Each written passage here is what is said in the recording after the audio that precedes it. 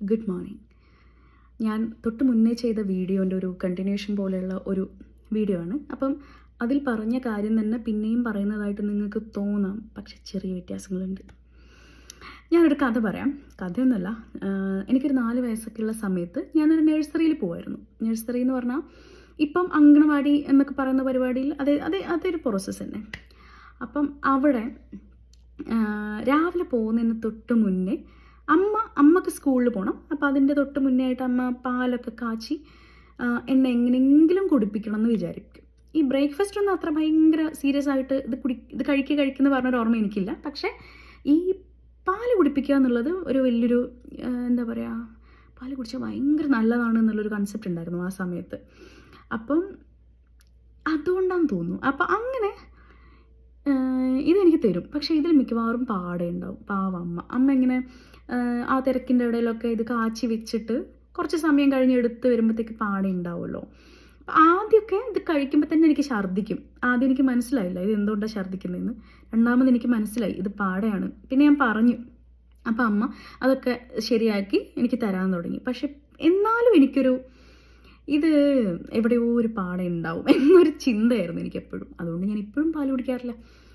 എനിക്ക് തന്നെ വേണമെങ്കിൽ ഈ നന്നായിട്ട് അരിച്ച് മാറ്റിയൊക്കെ നന്നായിട്ട് കുടിക്കാം. പക്ഷേ എന്തോ എനിക്കത് ചിന്തിക്കുമ്പോഴേ എനിക്ക് എന്തോ പോലെയാണ് തോന്നുക. അങ്ങനെ ഒരു കഥ. ഇത് ഞാൻ പറയാനുള്ള റീസൺ, നമ്മളൊരു കുട്ടീനെ, ചെറിയ കുട്ടികളെ പ്രത്യേകിച്ച് 2, 3, 4 വയസ്സൊക്കെയുള്ള കുട്ടികളെ ബ്രഷ് ചെയ്യിപ്പിക്കുന്ന സമയത്ത് അവർക്ക് കൊടുക്കുന്ന ഒരു എക്സ്പീരിയൻസ്, അത് നിങ്ങൾക്ക് പറ്റുന്നത്രയും ബെസ്റ്റ് എക്സ്പീരിയൻസ് ആക്കാൻ നോക്കുക. കാരണം നമുക്കൊരിക്കലും ഓരോ സൊസൈറ്റിയിലും ഒരു ജനറലായിട്ടുള്ളൊരു കാര്യം പറഞ്ഞിട്ട് ഞാനിങ്ങനെ ചെയ്യുന്നത് നിങ്ങളിങ്ങനെ ചെയ്തോട്ടോ എന്നും പറഞ്ഞിട്ടും അങ്ങനെ പോകാൻ പറ്റില്ല. ഞാൻ കഴിഞ്ഞ വീഡിയോയിൽ പറഞ്ഞതിലൊരു മെജോറിറ്റി കാര്യങ്ങളും എൻ്റെ എക്സ്പീരിയൻസിൽ ഞാൻ നദീനെ, എനിക്ക് തോന്നുന്നു ഈ വീഡിയോ ഇത്രയും ഡിലേ ആയതിൻ്റെ റീസൺ തന്നെ എനിക്കൊന്നും നോക്കണമായിരുന്നു ഇവളുടെ പരിപാടി എന്താ. ഈ കുട്ടീനെ ഏറ്റവും അടുത്ത് കാണുന്ന ഞാനും എൻ്റെ ഹസ്ബൻഡാണല്ലോ. അപ്പം ഇവൾ എങ്ങനെയാണ് ഇതിനോട് റെസ്പോണ്ട് ചെയ്യുന്നത്? പല എക്സ്പീരിയൻസും പല പാരൻസും ഫ്രണ്ട്സും ഒക്കെ നമ്മളോട് പറയാറുണ്ട്, ഇവള് ബ്രഷ് ചെയ്യുന്നില്ല, ഇവള് തീരെ താല്പര്യം തോന്നുന്നില്ല അവൾക്ക് ബ്രഷ് ചെയ്യാൻ, ബ്രഷിങ് മാത്രമാണ് പ്രശ്നം എന്നൊക്കെയുള്ള ഒരുപാട് എക്സ്പീരിയൻസസ് പറയുന്നത് കേട്ടിട്ട് എനിക്ക് ഇവളുടെ ഒരു ജേണി 1.5 വയസ്സ് തൊട്ടിട്ട് ഈ സമയം വരെയുള്ളൊരു ജേണി എനിക്കൊന്ന് അറിയണമായിരുന്നു. അതുകൊണ്ടാണ് ഞാൻ ഇത്രയും ലേറ്റ് ആക്കിയത്. ഇതാണ് ഒരു ജനറൽ കേസ് എന്ന് ഞാൻ ഒരിക്കലും പറയില്ല. കാരണം എൻ്റെ ഇവിടെയുള്ളൊരു സാഹചര്യം വേറെയാണ്. ഇപ്പം ഇത് കേൾക്കുന്ന ബാക്കിയുള്ള പാരൻസിൻ്റെ ഒക്കെ സാഹചര്യം ഒരുപാട് വ്യത്യാസം ഉണ്ടാവും. അപ്പം ഞാൻ കഴിഞ്ഞ വീഡിയോയിൽ പറഞ്ഞ പോലെ തന്നെ ഗ്രാൻഡ് പാരൻസ് ആണ് കുട്ടീനെ കാര്യമായിട്ട് ഈ പറയുന്ന പ്രഭാത കൃത്യങ്ങളെല്ലാം ചെയ്യാൻ പരിശീലിപ്പിക്കുന്നതെങ്കിൽ ഒരു പക്ഷേ ഭയങ്കരമായൊരു റൂഡായിട്ടുള്ളൊരു അപ്രോച്ച് അവരുടെ അടുത്ത് നിന്ന് ഉണ്ടാവില്ലായിരിക്കും. പക്ഷേ ഈ പറയുന്ന ചില വിട്ടുവീഴ്ചകൾക്ക് അവർ തയ്യാറാവാനുള്ള സാധ്യതയുണ്ട്. ഇന്നിപ്പോൾ ബ്രഷ് ചെയ്തിട്ടില്ല കുഴപ്പമില്ല എന്ന് വിചാരിക്കുന്ന ഗ്രാൻഡ് പാരൻസ് ഉണ്ടാവാനുള്ള സാധ്യതയുണ്ട്. ഞാനിപ്പോഴും പറയുന്നില്ല അവരങ്ങനെ ചെയ്യും എന്നുള്ളത്.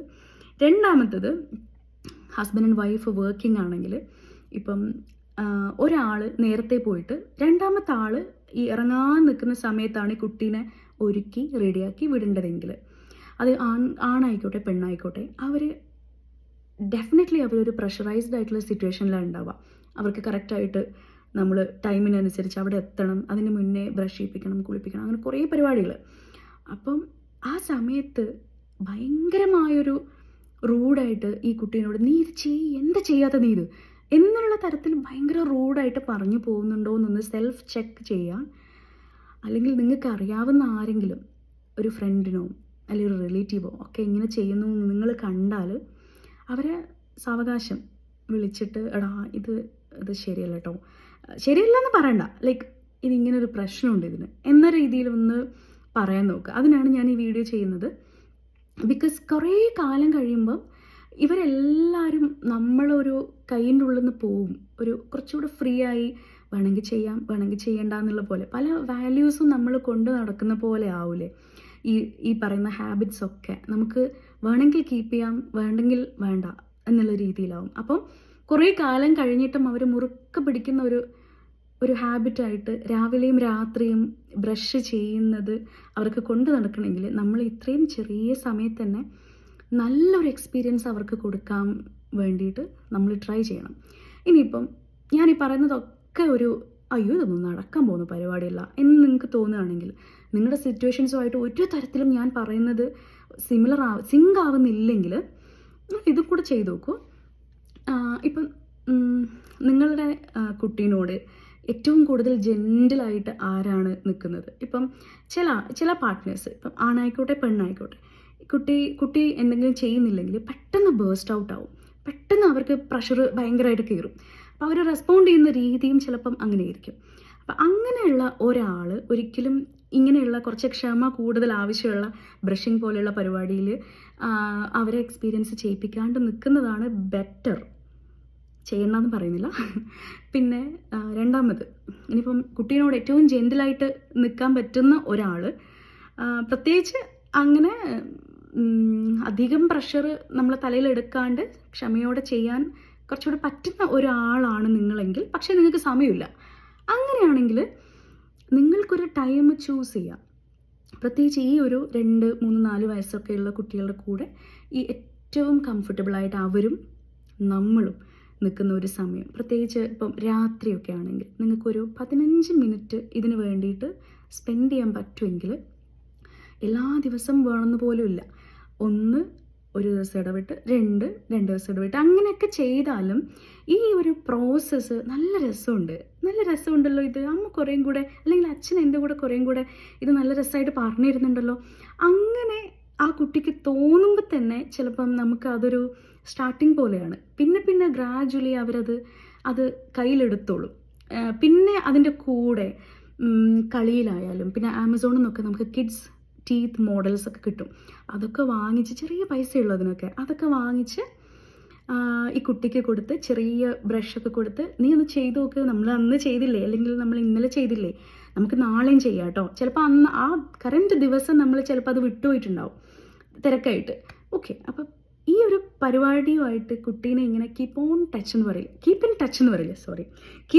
എന്ന് പറയില്ലേ, അതുപോലെ ബ്രഷിങ് അങ്ങനെ കൊണ്ട് നടക്കുക. കൂടെ ഉണ്ട് ബ്രഷിംഗ് എന്ന് പറയുന്ന ഒരു പ്രോസസ്സ്. രാവിലെ ഉണ്ട്, രാത്രിയുണ്ട്. അത് ഇപ്പം നിങ്ങൾ ചെയ്യുന്നത് അവർ കാണണം. അങ്ങനെയൊക്കെ ചെയ്യുമ്പം കുറച്ചുകൂടെ നാച്ചുറലായിട്ട് ഇത് തലയിൽ ഇങ്ങനെ കിടക്കും. അല്ലെങ്കിലും നിങ്ങളിപ്പോൾ ചീത്ത പറഞ്ഞാലും, നിങ്ങളിപ്പം ഭയങ്കരമായിട്ട് റൂഡായിട്ട് പറഞ്ഞാലൊക്കെ ഇത് തലയിൽ കിടക്കും. പക്ഷെ ചിലപ്പോൾ കുറേ കാലം കഴിയുമ്പം എൻ്റെ പൊന്നു മോനെ ബ്രഷിങ് ഞാൻ രാവിലെ ചെയ്താലായി, അങ്ങനെ ഒരിക്കലും നിങ്ങളുടെ കുട്ടി പറയാൻ പാടില്ല. അതുകൊണ്ട് ചെയ്തൊരു വീഡിയോ കേട്ടോ. റിപ്പീറ്റേഷൻ പോലെ തോന്നും, പക്ഷേ റിപ്പീറ്റേഷൻ അല്ല.